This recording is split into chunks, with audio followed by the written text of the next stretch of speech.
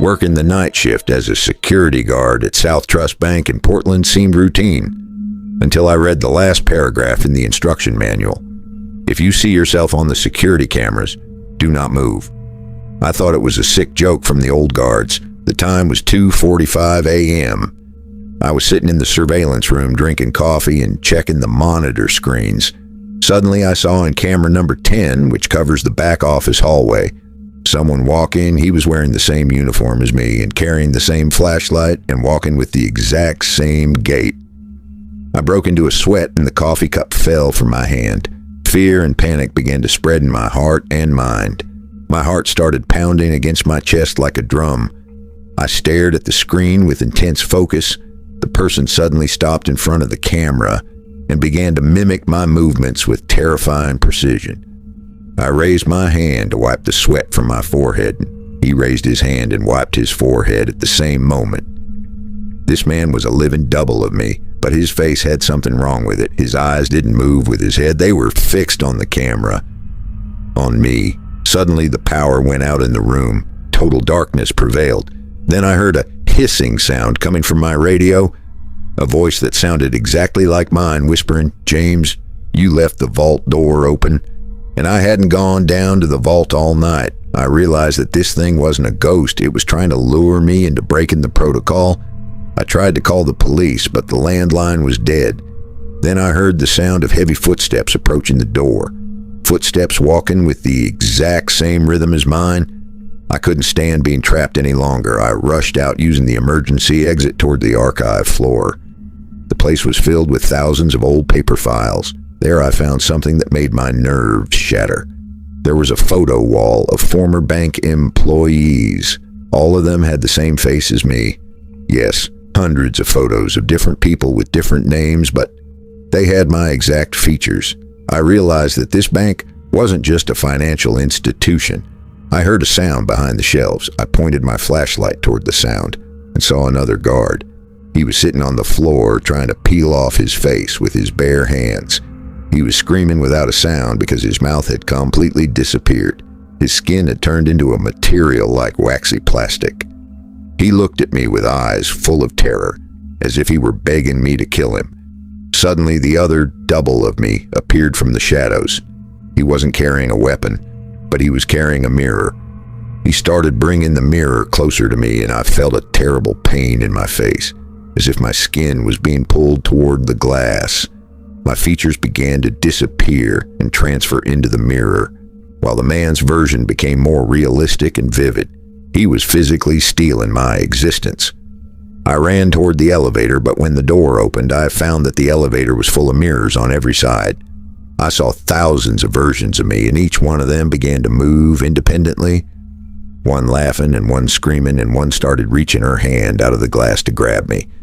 I managed to reach the main lobby. Dawn was approaching. I thought the sunrise would save me, but the real horror was waiting for me at the glass gate.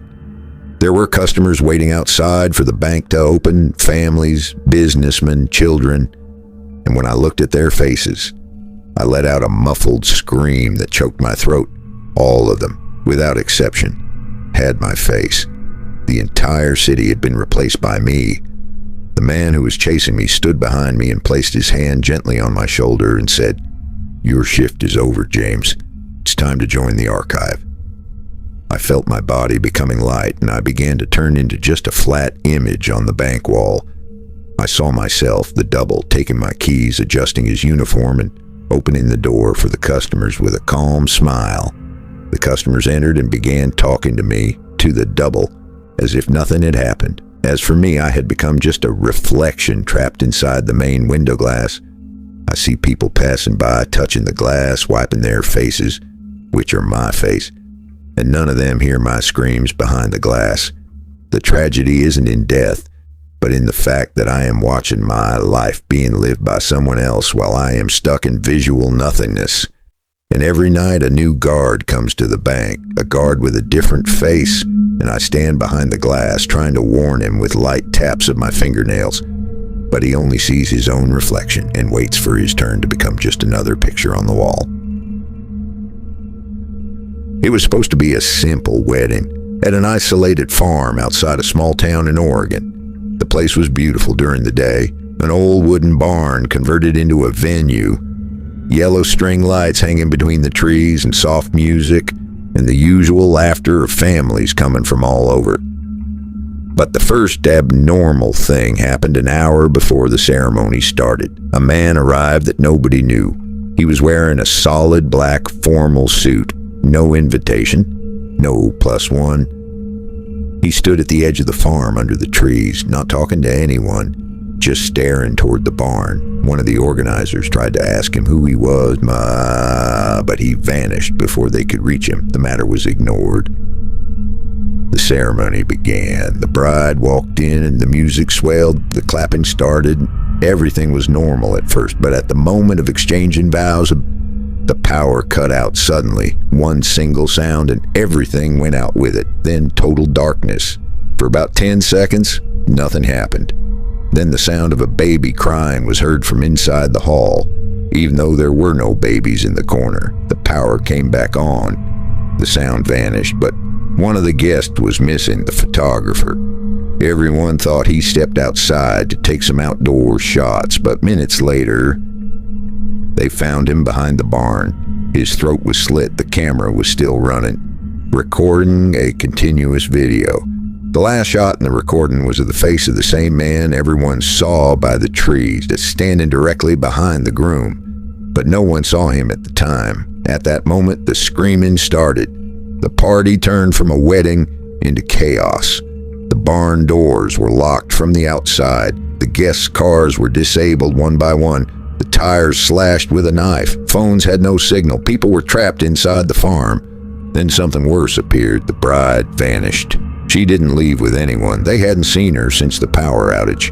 The groom was screaming her name among the people. Then they found her white dress tossed inside the dressing room, soaked in blood, but no body. Outside, someone started knocking on the wooden door of the barn slowly. 3 knocks. Everyone stopped. Then the voice of a very calm man said, "I'm with the police. Open the door." One of the guests approached the door, looked through the gap, and said there was actually a police car outside. Some wanted to open up, some refused, but before any decision was made, all the lights went out again. This time they didn't come back quickly, and in the darkness, they started hearing the sound of footsteps inside the barn itself, not from outside, from within. Someone had been among them the whole time. Suddenly someone screamed and fell, then another. There was no clear gunfire, just screaming, trampling, and the sounds of hitting in the dark. Some light returned from a weak backup generator. The scene was completely different. People were in a state of collapse and the floor was wet. At least 2 people weren't moving, and the groom was standing in the middle, staring at the open back door. Then he said in a low voice, he wasn't waiting for us. He knew we were coming. He ran toward the back door.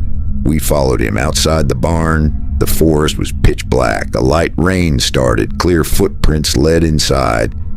And another trail, dragging something heavy. The bride. She was on the ground, not moving, but alive. Her eyes were open, looking at us, and the man was standing over her in the darkness. We didn't see his face clearly, but we heard his voice for the first time very close. The wedding was a mistake from the start. Then he disappeared among the trees. When the police arrived later, they didn't find anyone in the forest. Not the groom, not the man. The bride survived, but she never spoke about what happened. All she said later was one single sentence. He didn't want a marriage. He wanted to lock the door on all of us. And since that day, any wedding held in that area, organizers are told not to hold any ceremonies near the woods after sunset. Months passed since that night, but the story didn't really end. The bride was in a state of almost total silence inside a psychiatric hospital in Oregon. She only spoke in broken words. She always repeated the same sentence. He knew our names before we arrived. The groom vanished completely in the forest. No body, no trace. And the police closed the file as an act of violence by an unknown perpetrator. But as for me, I couldn't believe that one person did all that and then just disappeared. About 6 months later, I received a letter in the mail. No sender's name. Inside was a printed photo, the same barn, but this time at night, and the door was open, and in the center, a single wedding chair placed in the middle, and on it was a white dress folded carefully. The same bride's dress. On the back of the photo, it was written in clear handwriting. The party's still going on. I froze in my place for minutes. I didn't understand what this meant, but after that, strange things started happening. One of the guests who attended the wedding died in a mysterious car accident on a highway. Another disappeared after waking up from sleep, walking out, and never coming back. And the photographer, his phone was found in a lake, but it contained a new video that wasn't there at the time of the incident. A video only 7 seconds long, a steady camera inside the woods, a person standing far away among the trees wearing a black suit. He raises his hand as if he's waving, then he says in a very low voice, "The late guests still have a place." Then the video cuts out. At that moment, I started to become convinced that it wasn't just one man. There was something bigger, something watching from the beginning, something that doesn't care about the police or the dead. Something that considers the wedding just an event that hasn't finished yet. A full year later, I received a late-night call on my old phone. The call was from an unknown number. I didn't answer. But a voicemail was left automatically, the sound of heavy breathing, then the sound of a door opening slowly, then a man's voice saying, "You are still invited." The next day I went to the site of the barn again. I didn't know why, maybe to make sure everything was over.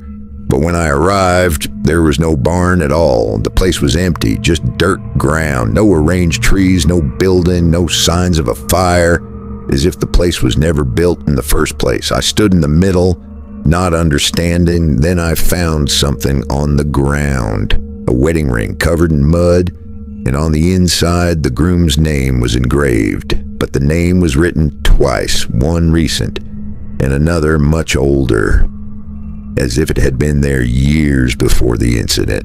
I went back to the car quickly, but before I got in, I heard the sound of footsteps behind me, slow and quiet, stopping directly behind me. I didn't turn around, I just ran. I ran until I reached the road, but when I looked in the car mirror, there was a person standing at the edge of the woods, wearing a black suit, not moving, just watching. Then he raised his hand and waved to me once, very slowly. And that night, I received one last message, the same sentence I hadn't understood from the beginning. The party doesn't end, it just waits for new guests. It was 11 p.m. I was working a late shift at the Green Valley Organic Market. The market's located in an isolated area surrounded by cornfields on all sides. The quiet of the American countryside at night isn't as poetic as you might think. Desolate and terrifying. I was alone in the basement rearranging fruit crates. The lighting was flickering annoyingly over the vegetable aisles. Suddenly, I smelled a strange scent, not the smell of rotten fruit, but the smell of blood mixed with something burning. I stopped working. Then I heard a sound coming from behind the display coolers. A loud gnawing sound, like someone was chewing on something hard with great effort.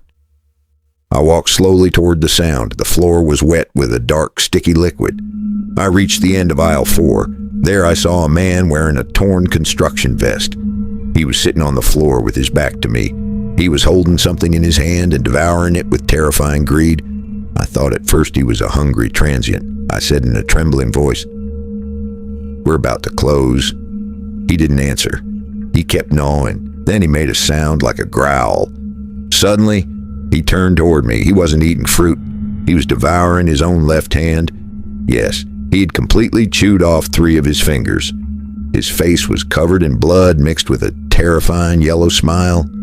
His eyes were wide and bulging, with no trace of sanity in them. I backed up quickly and tripped over a crate of apples. I fell to the floor. The man laughed in a raspy voice. Then he stood up with a sudden, unnatural movement, as if his bones were snapping with every motion. He started running toward me. He was crawling on all 4s like a predator. I screamed at the top of my lungs and stood up. I ran toward the office hallway. I slammed the door behind me with full force. I heard his body crash into the door. He was slamming his head against the wood with insane strength. I could hear his skull hitting the door. Then suddenly, everything stopped. There was total silence. I looked through the small gap under the door. I didn't see anyone. I only saw a severed finger lying on the ground, moving like a dying worm. I realized then that this man wasn't just crazy, and there was something wrong with this place. Something that started in the surrounding cornfields and seeped inside. I stayed locked in the office for 10 minutes. I was trying to call the police, but the signal was completely dead. After a minute, I heard a voice over the market's intercom. The voice of my co-worker, Mark, who was supposed to be in the security room. His voice was full of terror. He was screaming and saying, "Now run, James, they're not alone. They got in through the vents." Then the sound cut off, followed by a muffled scream and the sound of bones breaking. I felt my nerves collapsing. I had to get out. I left the office holding a small box cutter. The main hall of the market was dark now, but the meat and vegetable coolers were flickering on and off automatically. I walked toward the exit, but I found the electric glass doors shattered and blocked with the corpses of decapitated farm animals. Cows and sheep were piled on top of each other to prevent anyone from leaving. Suddenly, I saw shadows moving between the vegetable shelves. There were 5 or 6 men, maybe more, all of them wearing ordinary rural clothes, but their skin was deathly pale, and their eyes glowed in the dark with a suspicious yellow tint. They were standing in silence, carrying farming sickles and large butcher knives. They started tapping on the metal shelves in a rhythmic beat. The rhythm was destroying my nerves. I ran toward the large walk-in cooler where the leafy greens are kept. I went in and slammed the heavy metal door. The air was freezing, and the thick mist from the cooling system covered the place. I walked between the crates of lettuce and spinach, and I bumped into something hanging from the ceiling. I looked up to scream. It was my co-worker, Mark. He was hanging by his feet like a carcass.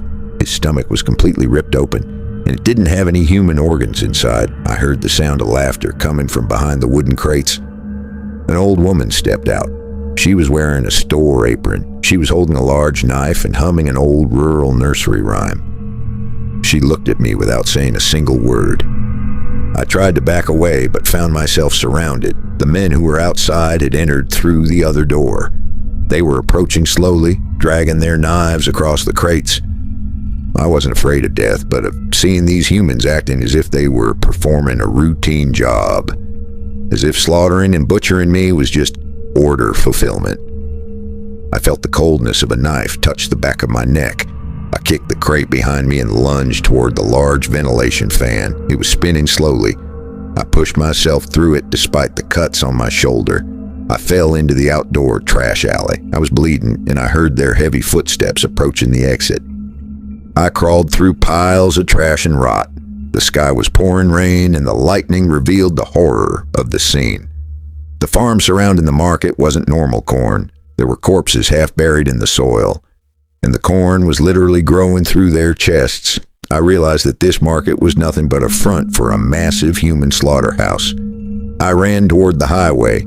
There was a police car parked in the distance. I felt hope for the first time. I ran toward it screaming, "Y'all help me, there are killers inside." The car stopped. A massive police officer stepped out. He looked at me coldly. He didn't ask me what happened. He didn't move to help me. He just pulled out his radio and said one sentence. "One of the fruits escaped. Bring the truck." My heart sank.